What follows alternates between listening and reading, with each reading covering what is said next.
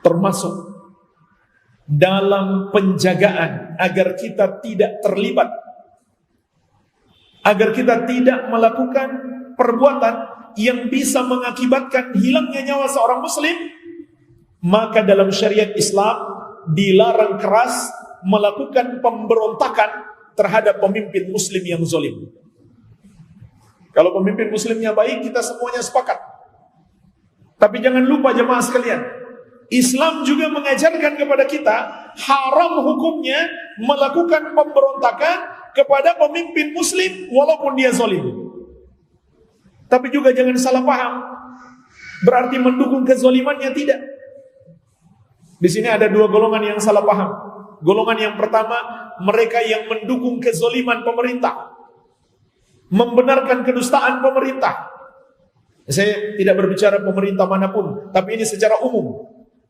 Saya tidak mengatakan ada pemerintah ini dan itu yang zalim, tapi ini secara umum.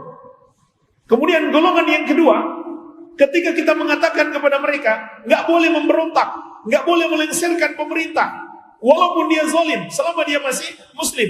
Apa mereka bilang? Kalau begitu kalian kaki tangan pemerintah. Ini dua golongan yang menyimpang.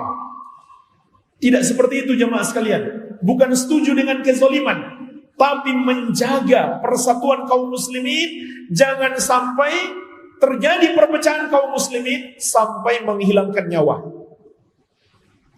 Jemaah sekalian, sangat disayangkan kita punya sejarah buruk. Kita punya sejarah buruk karena ambisi terhadap kekuasaan atau karena perebutan kekuasaan, masyarakat Indonesia terpecah menjadi dua. Padahal sama-sama muslim, mayoritasnya sama-sama muslim, dan dua-duanya memberi julukan yang buruk kepada yang lain. Yang satu mengatakan kepada saudaranya cebong, satu lagi membalas dengan kampret. Itu sejarah buruk. Itu baru perebutan kekuasaan dengan cara yang mereka sepakati. Bagaimana lagi kalau cara yang tidak mereka sepakati?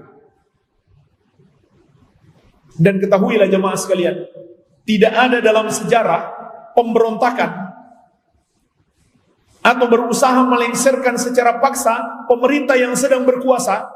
Tidak ada dalam sejarah terjadi pemberontakan kecuali mudaratnya lebih besar daripada manfaatnya. Silakan antum buka catatan sejarah. Tidak ada satupun sejarah di muka bumi ini perbuatan memberontak kepada pemerintah yang zalim kecuali mudaratnya lebih besar daripada manfaatnya. Apa di antara mudarat yang besar itu? Hilangnya nyawa seorang muslim. Belum jauh jamaah sekalian. Pemberontakan Libya. Betul mereka berhasil menjatuhkan penguasa mereka. Tapi setelah apa yang terjadi? Ribuan orang mati. Di Mesir juga begitu, di Yaman juga begitu. Jadi hati-hati, menghilangkan nyawa seorang muslim ini tidak main-main. Maka jangan kita turut serta dalam aksi-aksi yang bisa menjerumuskan pada perbuatan ini. Oleh karena itu jemaah sekalian, semua ulama-ulama besar Ahlus Sunnah di masa ini, di masa munculnya negeri-negeri Islam, melakukan aksi-aksi demonstrasi terhadap pemerintah mereka, mengikuti apa yang dilakukan oleh orang-orang kafir terhadap pemerintah mereka. Maka semua ulama-ulama besar di zaman ini, Syekh Ibn Baz rahimahullah, Syekh Al-Albani, Syekh Ibn Utsaimin, seluruhnya, semua para ulama-ulama Ahlus Sunnah di zaman ini melarang demonstrasi. Karena apa? Untuk menjaga kita terjerumus dalam mudarat yang lebih besar. Keberadaan pemerintah yang zalim itu mudarat. Tapi kalau kita berusaha melengsarkannya, akan muncul mudarat yang lebih besar. Jadi itu yang harus kita pahami. Seorang muslim itu harus cerdas, memandang jauh ke depan.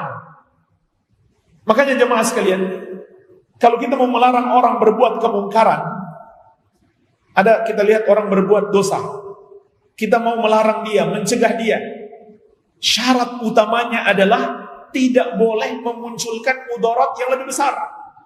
Kalau kita mau merubah kemungkaran, tapi muncul mudarat yang lebih besar, itu hukumnya haram. Gak boleh melakukan amar ma'ruf nahi munkar, tapi muncul kemungkaran yang lebih besar, dalam syariat itu menjadi haram. Begitu pula memberontak kepada pemerintah yang zalim.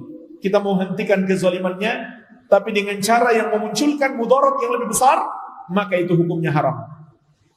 Jadi hendaklah kita hindari semua aksi-aksi turun ke jalan yang bisa mengakibatkan pertumpahan darah antara sesama muslim, baik muslim itu aparat atau masyarakat. Bukankah kita di negeri Islam, aparat kita juga muslim? Kalau kita melakukan aksi-aksi melukai aparat, berarti kita melukai seorang muslim. Ini jangan main-main jemaah sekalian, dosanya besar sekali, apalagi sampai menghilangkan nyawanya.